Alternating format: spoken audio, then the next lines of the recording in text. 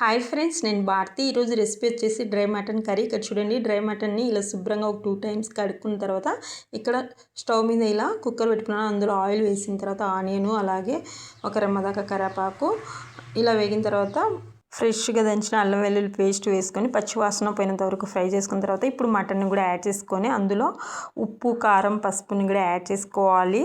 ఇలా బాగా కలిసేటట్టు కలిపేసుకోవాలి. ఒక 5 మినిట్స్ వేగిన తర్వాత ఇప్పుడు మెంతాకు యాడ్ చేసుకుంటున్నాను. నేను మెంతాకు వేసుకున్న తర్వాత ఇలా మొత్తం ఒకసారి బాగా కలిపేసుకున్న తర్వాత ఒక 5 మినిట్స్ తర్వాత తగినంత వాటర్ యాడ్ చేసుకొని మూత పెట్టేసుకొని ఒక 10 విజిల్స్ రాణించాలి. ఇలా 10 విజిల్స్ తర్వాత ఇక్కడ మసాలా మొత్తం పేస్ట్ చేసుకుని పెట్టుకున్న మసాలా మొత్తం వేసేసుకోవాలి. ఇలా వేసిన తర్వాత మళ్ళీ ఒక 5 మినిట్స్ వేగించాలి. ఇలా బాగా వేగిన తర్వాత చిన్నగా కట్ చేసిన కొత్తిమీర యాడ్ చేసుకొని స్టవ్ ఆఫ్ చేసుకోవాలి. అంతేనండి, Emmy dry mutton curry ready. మీకు కూడా ఈ వీడియో నచ్చినట్లయితే లైక్ చేసి షేర్ చేయండి, అలాగే సబ్స్క్రైబ్ చేసుకోవడం మర్చిపోకండి.